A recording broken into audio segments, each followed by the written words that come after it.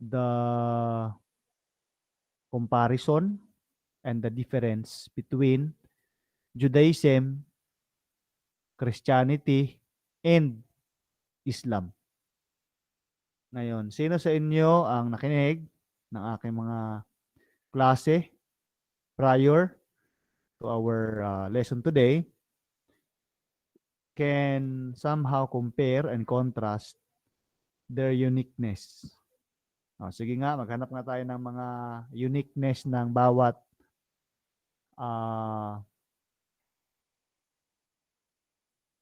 religion, mga big religion na ating pong discuss. The first three, kasi yan ang pinakamalaki talaga eh.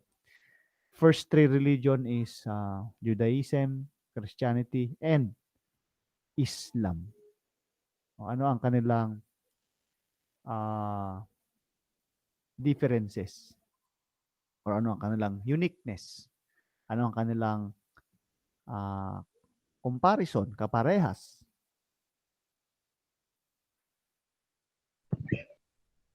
Pat, ano ang masasabi mo, Pat? Magsalita at apat lang kayo. Paniniwala. Ha? Naniniwala nila, sir. Kaya nga, i-explain mo kung paano mo, ano ba ang gusto mong sabihin? Comparison or yung uniqueness nila? Yung difference? Mag-umpisa muna tayo sa comparison, yung kaparehas. Sige nga. Maghanap tayo ng mga kaparehas. Ano ba ang kanilang kaparehas? Okay? Ano ang kaparehas ng tatlo? Palagay ninyo. Ulan dito sa amin.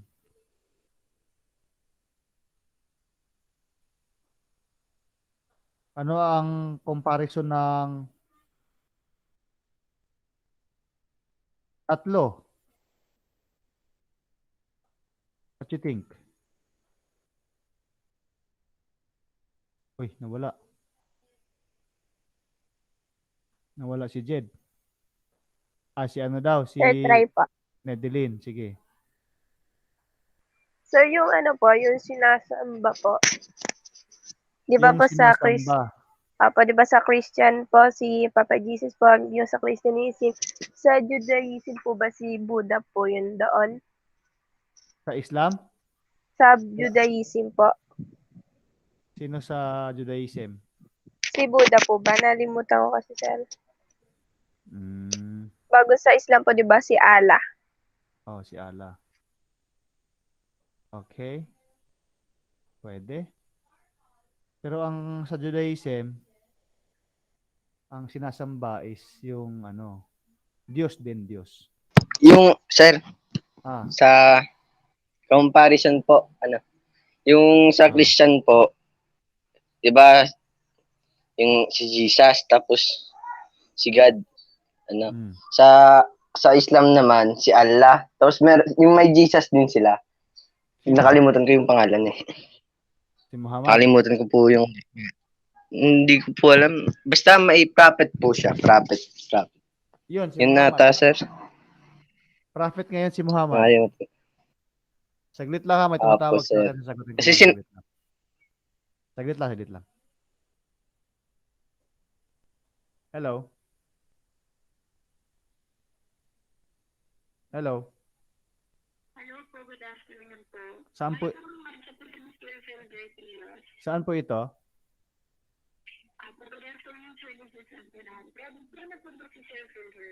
Yes. Okay po, good afternoon po, sir. Ganito po sa sanang dito sa YouTube line. Sir, kaya po kami tumawag sa inyo para i-explain. Para po yung rin na sa aming February 9, Masal Particular 11. So, sino mo lang po sir kung makakapag-valid po ba sila on time? Yung akin pong due date ay 9 po, di ba? Apo, January 9 po. Apo. Sa 8 po ako magbabayad. Okay, pwede po siya nakapag-settle po sila. So, implementing niyo po yung natin dito pa yung present, ay marami po sila sa ito sa doon ako yung pagkaka. Kaya doon siya din dito sa level ng po sir, pag 3 months, on time po sila magbabayad. So, yun po yung tingin nila po itong magandang request para po nasigan lang na ay magamit ko po as a mag-loan po. And then, ito pa rin number po, 4276 yung last. Opo, yung tinatawagan niyo po yata ito. Okay, so sir, kung meron pa po kayong concern regarding sa mga account number, tumawag na lang kayo ng customer service. Pero yung aking hindi po nabayaran, ma'am, ngayong January lang, di ba?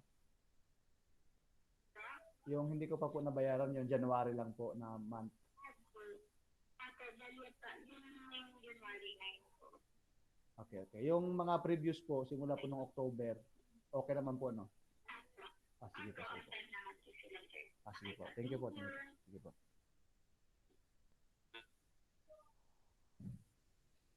Alright. Sir, So- alam ko na, sir. Ano na? Ano yan? Si Muhammad, sir, messenger. Si Muhammad po, messenger. Yung Jesus po sa Islam is si Nabi Isa. Nabi, Nabi Isa. prophet, yung meaning ng sinabi. Yung Nabi Isa, yung Nabi nandun, prophet. Tapos yung Isa, yung pangalan niya po. Yun yung Jesus sa atin. Sabi po ng girlfriend ko. Ganun ba? Ba, galing ah. Opo, sir. Pero siya rin yun, sinabi sa. Si Jesus Muhammad din yun. po, hindi. Opo, si Nabi Isa, si Jesus po yan. Si Jesus din yun, di ba? Opo. Okay. So, meron akong nakitang ano dito, maganda siguro ito.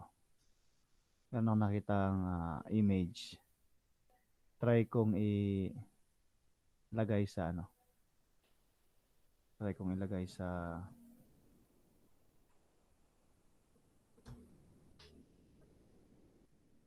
natin akong gumagana siya. Ayun. Sana gumana.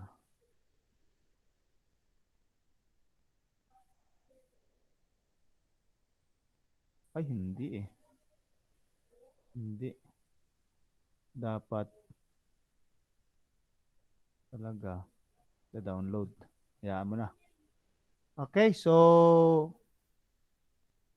ang inyong sinabi ay comparison. Hindi. Compare. Differences, di ba? Ano naman yung kaparehas? Ano ba sa Tagalog? Similarities. Yun, similarities. Ano mo? Ano ang similarities nilang tatlo? Meron ba kayo naiisip na ay, similar to sila ah. Sir, ako po. Ano yun? Ano rin po, they are both serving po sa kanya-kanya pong God. Magkakaiba man po ng God, pero parehas lang din naman po yung goal po, yung mag-serve din po at have faith po. Parang ganun po. Aha. So, very ano sila, very religious. Tama, no?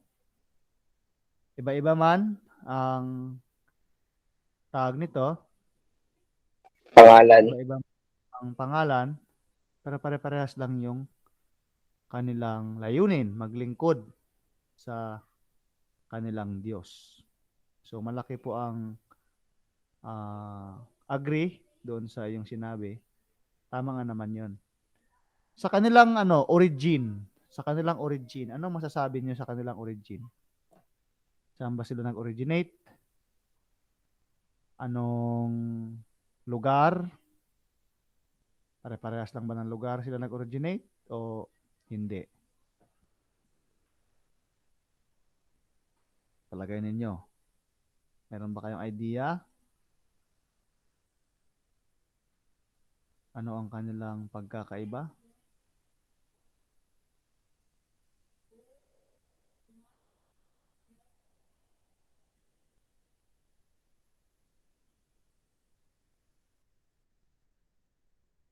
Saan sila galing?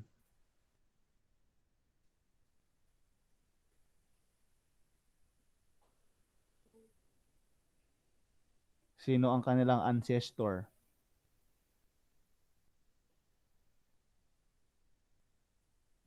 Any idea? Wala bang idea? Wala po ako idea, sir. Wala kayong idea. Okay. So, kung wala tayong idea, si Ma'am Risa meron tayo idea. Okay, so Malapit na, sir, maging hindi na idea. Ay, oo nga, malapit na yung Mapapalitan na. ano, papalitan na si Ma'am Edea ng ano, ibang pangalan. Okay. So, papakita ko sa inyo yung ating re-review ko na lang sa inyo yung ating lesson. So, umpisa po sa Christianity, sa tawag nito, Judaism, hanggang sa Islam. Para makahanap kayo ng tawag nito, mga pagkakatulad at pagkakaiba. Okay? So, ito po yung ating yan. Meron tayong 27 slides. Okay? Christianity, Islam, and Judaism. Nag-umpisa tayo sa Judaism, kaya lang di sa presentation started in the Christianity. Sabi rito, the largest religion is Christianity. Wala pong duda yan. Okay? Major religion in Europe, North and South America, with rapid growth in Africa is Christianity. Okay? Bible ang binabasa. And then, other written authority is church fathers, church councils, and papal decrees. Degrees, Catholic only. Religious law, only for Catholics is canon law. Clergy is priests, ministers, pastors, and bishops. So, yan po ang Christianity, no? House of worship is churches, chapels, cathedrals. Main day of worship is Sunday. Separates church and state. So, ito po yung nakatala sa Christianity raw ay main day of worship is Sunday. Tama ba? Opo, sir. Pero di ba po, Okay. sir, yung iba, hindi po. Sunday Okay, yung so iba. sinabi ko nga sa inyo, ang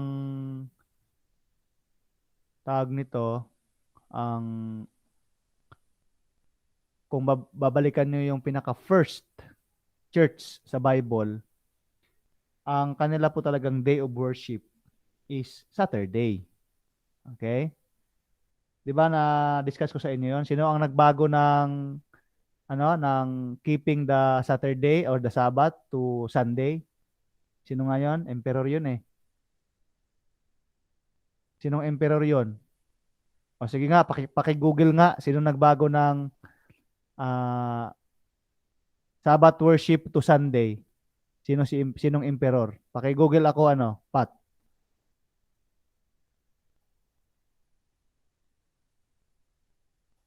Ano yun, sir? Yung Sabbath to Sunday? Wait lang, sir. Oo, sino ang nagbago? Tanong mo na lang kay Google. Lalabas yan. Si Emperor. Tingnan mo.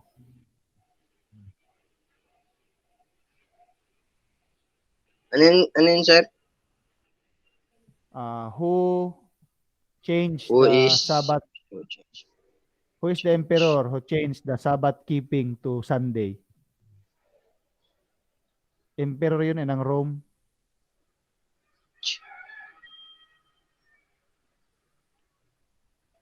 The Sabbath day? Google mo yan. Hindi, Sabbath lang, Sabbath keeping. Sabihin mo lang, Sabbath keeping to Sunday. Si Constantine, sir? Yon, tama. Naalala ko na. Si Emperor Constantine. Okay? So, ang original talaga na nakalagay sa Bible ay dapat ang pangilin ay Sabado. Magkaiba po yung day of keeping the Sabbath, worshiping during Sabbath. So dahil sabi ng Bible ay remember the Sabbath day to keep it holy, ibig sabihin banal yung Sabbath dapat, banal yung Sabbath. Kaya lang, dahil si Constantine nga ay isa sa mga namuno sa emperor ng Roma, natakot siya doon sa mga sa mga Kristiyano. Natakot siya na baka dumami lalo ang Kristiyano, yung Roman Empire ay malalagay sa panganib, no? Ma-jeopardize ang government kasi marami ng Christians eh. Kaya ang ginawa niya ay nagpa-convert siya sa Christian. Kaya lang, nung nagpa-convert siya sa Christian, akala ng mga leaders ng church ay okay ito, si Constantine kasi nagpa-convert sa Christian. Pero plano pala niya na yung kanyang doktrina ay ilalagay niya doon sa Christianity. Ano ang doktrina ni Constantine? Siya ay nagsasamba sa araw. Kaya, ginawa niyang Sunday ang worship. Instead, Sabat sana yon, ginawa niyang Sunday. Okay, very good siya, no? Galing, di ba? Si Constantine yun, ha? Tandaan niyo yan, si Constantine. Siya ang nakalagay sa Bible. Nasa Daniel siya. Binago niya ang panahon. Binago niya ang panahon. Okay. Bible Church ang makikita natin sa Christianity. Sa Islam naman, dami ring follower itong Islam na to. 1.3 billion. Tapos, ang kanilang Bible ay Quran ang tawag. Okay? So, mosque naman ang tawag sa kanilang simbahan. Tandaan nyo lang yung sa Islam, tandaan nyo lang yung 5 pillars ng Islam. Ano ba yung 5 pillars ng Islam? Ano na nga ba yun? Yung 5 pillars ng Islam? Naalala niyo pa ba? Yung nakaalala pa? Wala yata dito eh. Ipapaalala ko sa inyo ha. Ang 5 pillars po ng Islam ay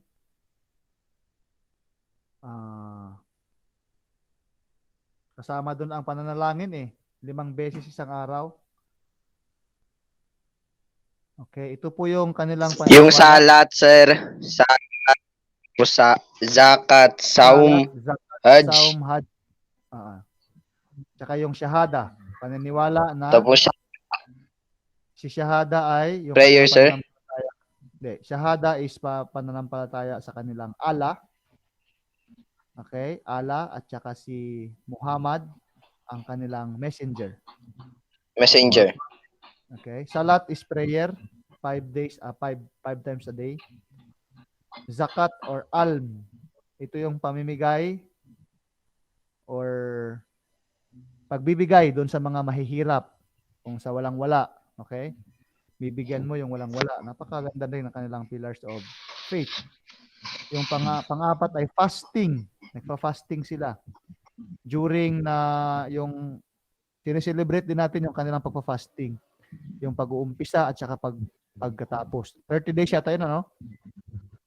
Kaya lang kakaiba yung fasting nitong mga Islam na to kasi paggabi kumakain ng marami. Tama ba? Tama ba ako, Pat? Paggabi, Oo, marami sir. silang. Pero pag araw, hindi kumakain. Mahusay din, magaling din. Hayaan mo na sila, ganun paniniwala nila eh. Tsaka yung pinaka-last is yung Hajj.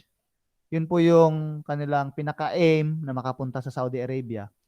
Doon sa itim na bato. Okay? Itim na bato. So yun ang 5 pillars ng Islam. Dito naman sa Judaism, ito talagang Judaism na to, ito po ay naka-found sa sa Old Testament, no? Mga Judaism ang mga tao na yon, okay? Followers are known as Jews.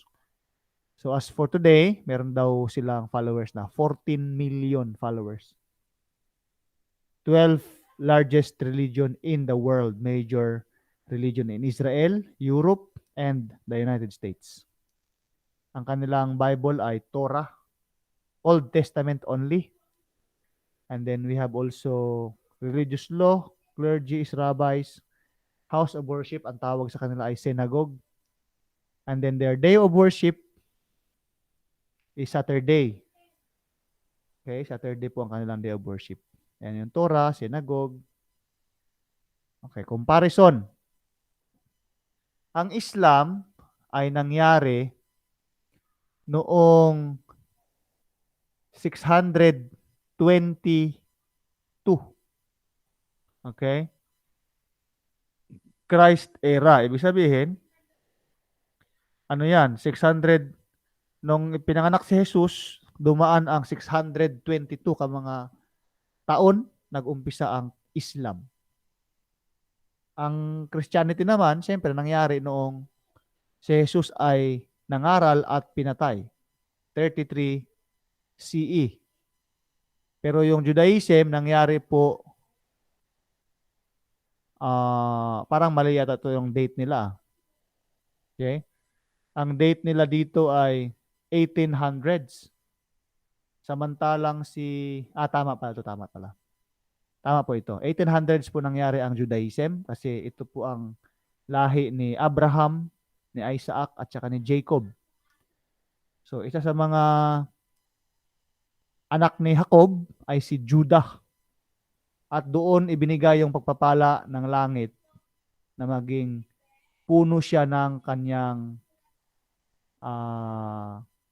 sambahayan. Instead na yung panganay ni Jacob yung magiging blessed, inilipat kay Huda kasi si Huda ay naging matinong kapatid. Okay? Kaya po nagkaroon po ng Judah sa Kingdom of Israel at ang tawag sa kanilang relihiyon ay Judaism. Judaism. Okay? So, tandaan niyo yung place. Ang place na na nilagyan ng Islam ay Saudi. Okay? In this present day. Ang Judaism at saka Christianity, parehas, no? Judaism at saka Christianity ay sa Palestine or sa Israel. Sa Israel. Okay? Lahat po yan ay nasa, ano bang tawag doon? Middle East din ba ang Israel? Parang hindi, no? Pat, ano ba ang Israel, Pat? Middle East ba? Nawala ng load si Sir, dito po ulit ako. Nandito ka na ulit? May load ka na ulit? Nakikonnect lang po. Ang ang Israel ba? Is Israel in Middle East? Sabi rito, Israel, a Middle Eastern country of Mediterranean Sea regarded by Jews, Christian, Muslims. Hindi siya Opo, sir, sa Middle East yun. Sakop. Middle Eastern country. Okay. So, ang Israel ay nasa Middle East. Is Israel Or Europe. Israel stands at the crossroads of Europe, Asia, and Africa. Geographically, it belongs to the Asian continent and is part of the Middle East region. Okay? So, Middle East pa rin siya. Pero malapit na siya sa Europe at saka malapit rin siya sa Egypt. So, meaning to say, ang Egypt kasi nasa Africa. So, parang crossroads talaga ang Israel. So, sa madaling salita, iisa lang ang pinanggalingan, Iisa lang ang pinanggalingan ng lugar. Hindi naman ibig sabihin na isa talaga, ngunit magkalapit lang, no? Magkalapit lang yung pinagmulan ng mga relihiyon na to, malalaking relihiyon.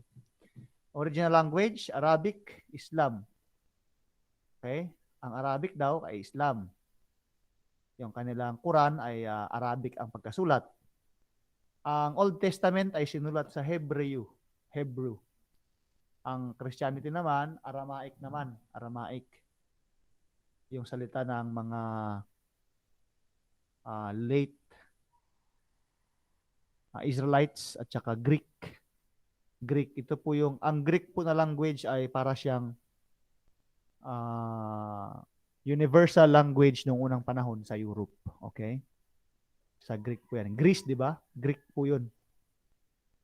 Early expansion within 12 years in the entire Arabian Peninsula within a century, the Muslim world expanded from the Atlantic to China.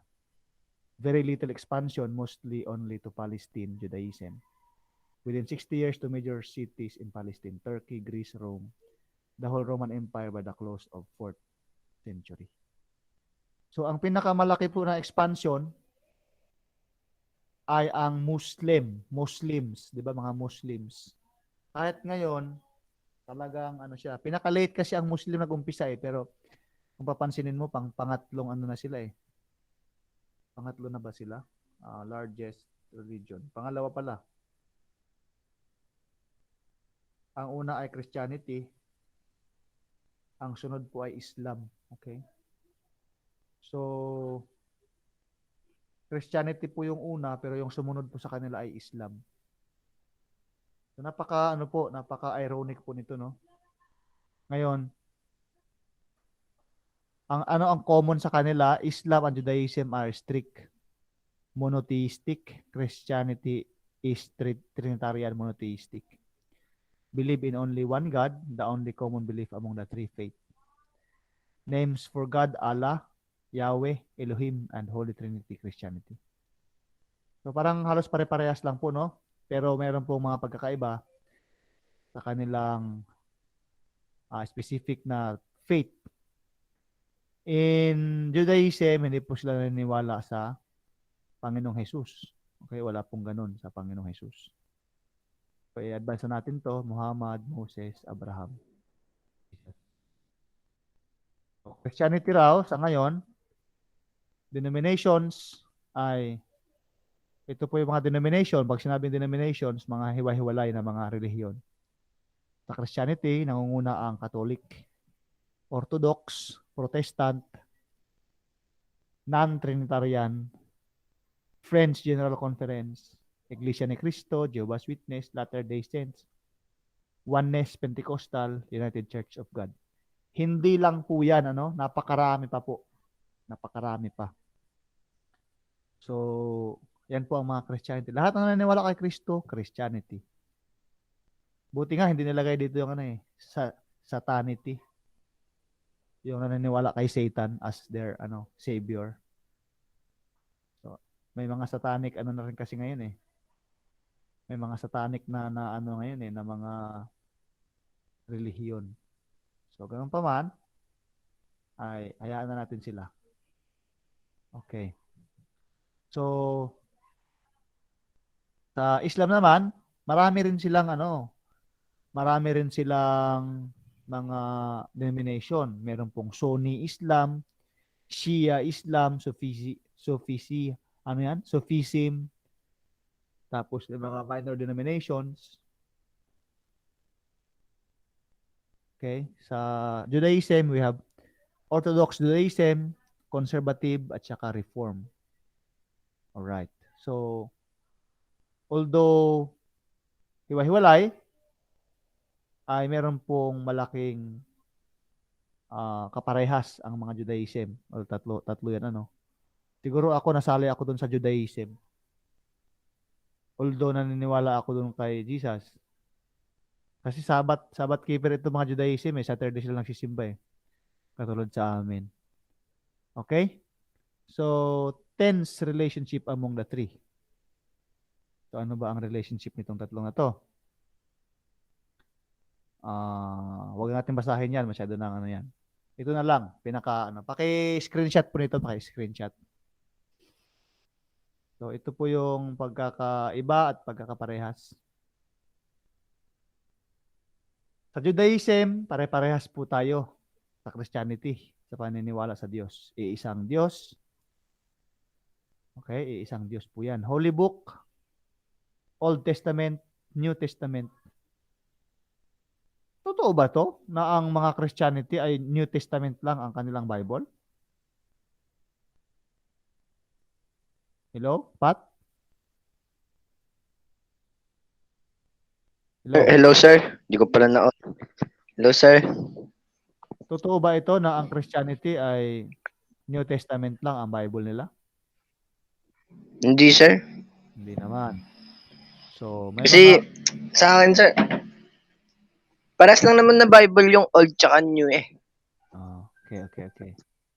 So, ang totoo niyan is the Old Testament is a shadow of the New Testament. Pag sinabing shadow, para siyang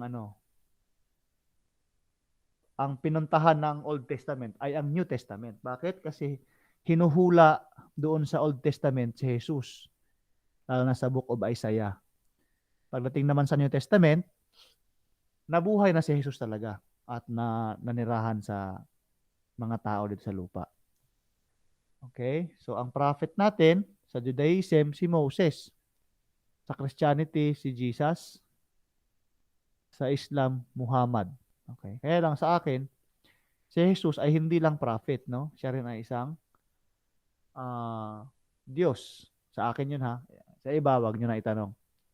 Afterlife, sa Judaism, ay resurrection, second coming. Okay?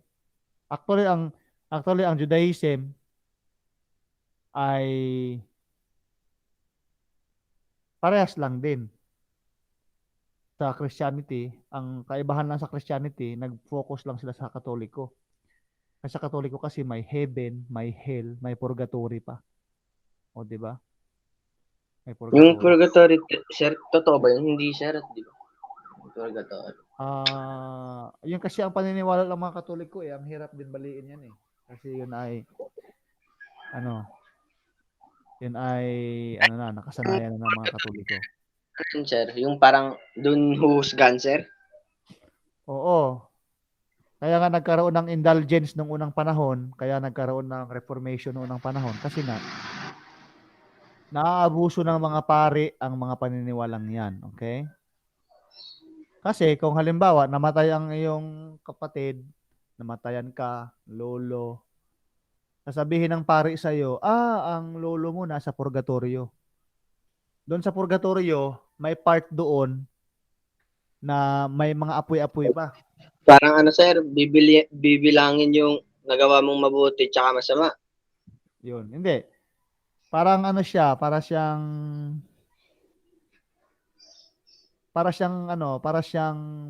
lugar na may mga apoy, para may stages ba? Halimbawa, kung marami ka na naibayad kasi naipag-pray na yung tatay mo or ang lolo mo, ay mawawala na yung mga apoy. Parang ganon. Ginawa siyang indulgence ng mga priest noong unang panahon. Kaya po nagkaroon ng reformation. Kumiwala yung mga pare na nagbabasa ng Bible noong unang panahon sa Mahala Katolismo. sila. Okay? Sa Islam naman, paradise at saka hell. Halos pare-parehas lang din naman. Mayroon lang mga twisted ideas yung ibang part ng mga religion. Si Jesus naman, para sa Judaism, false prophet siya. Okay? False prophet. Ibig sabihin, hindi talaga siya Messiah. Nakakalungkot, no? Si Judaism kasi Israelites yan eh. Si Jesus ay Israel din. Pero hindi sila naniniwala kay Jesus. Sa Christianity, Son of God siya. At God talaga siya. Sa Islam naman, prophet lang din si Jesus. Prophet lang din si Jesus. Ngunit, ang nakakapagtaka, lahat po sila ay ang pinanggalingan ay si Abraham. Di ba kayo nagtataka nun? Bakit si Abraham? Hello? Sir, Ano to? Bakit si Abraham?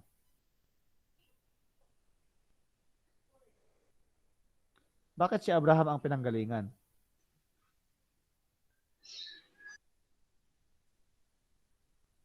Okay? Bakit si Abraham ang pinanggalingan ng ating ancestor? Okay? Sinong may idea? Wala rin. Okay, kung wala kayong idea, si Ma'am Risa, malapit na rin hindi idea.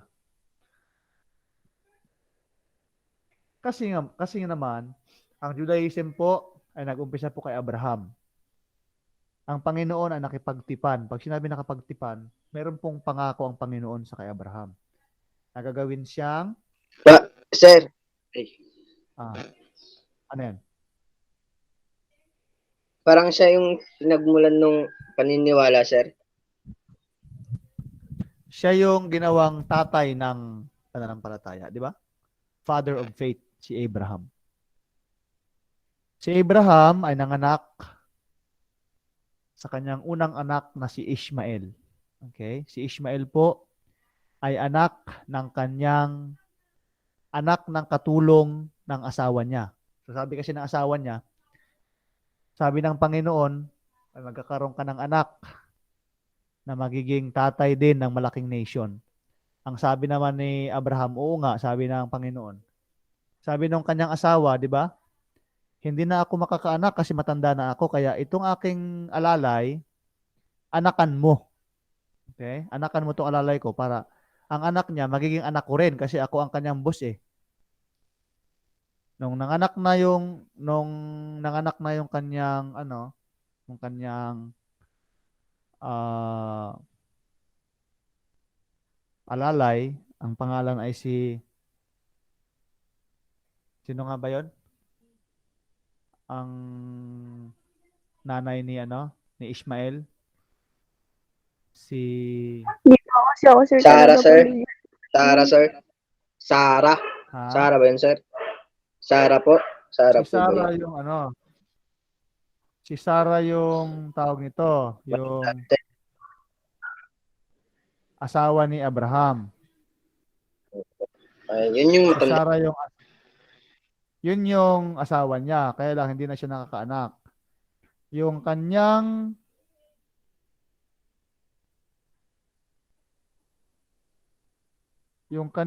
tawag nito, yung kanyang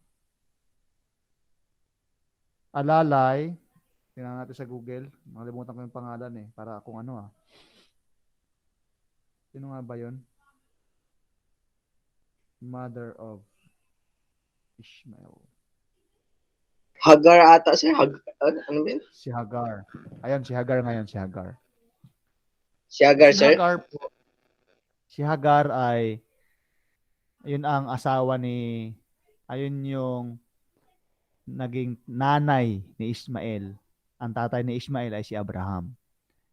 Tapos, naghiwalayan sila ng landas pagdating sa dulo kasi si Sarah ay nagkaanak talaga ng tunay kahit na matanda na siya. Okay?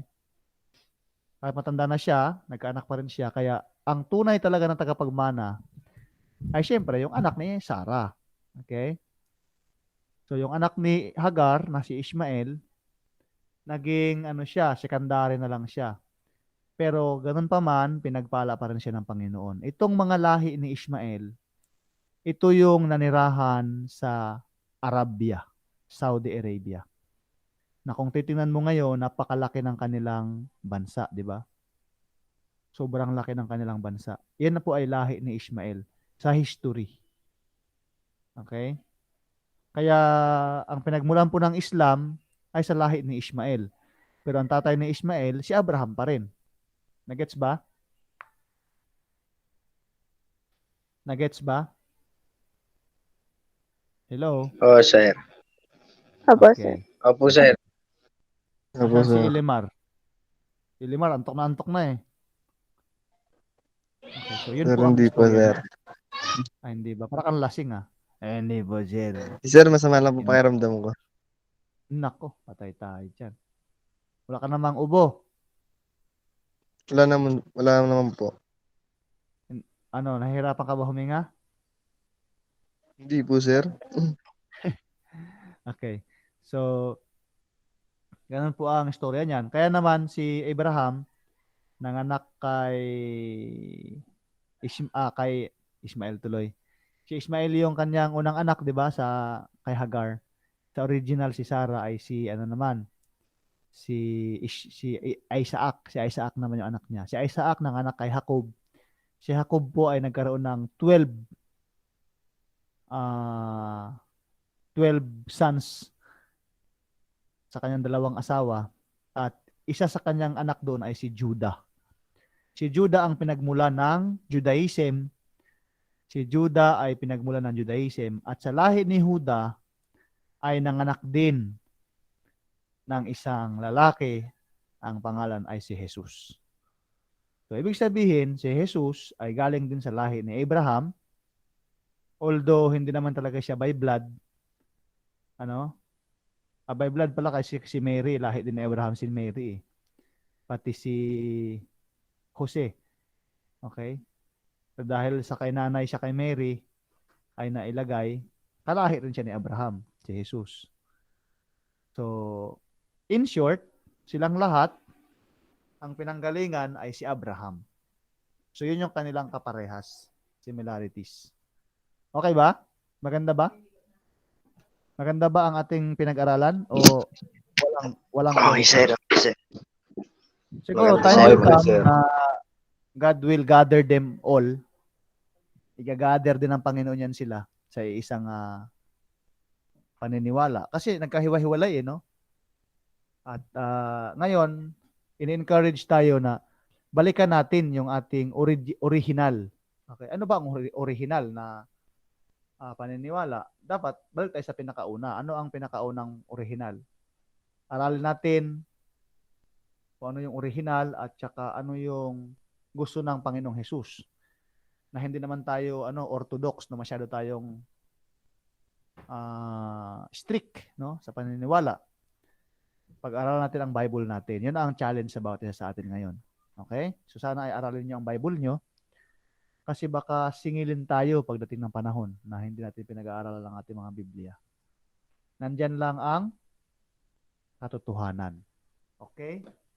So, i-stop na to natin sa pagre-record kasi tapos na yung ating klase. Tapos na po yung ating klase. And then, we are going to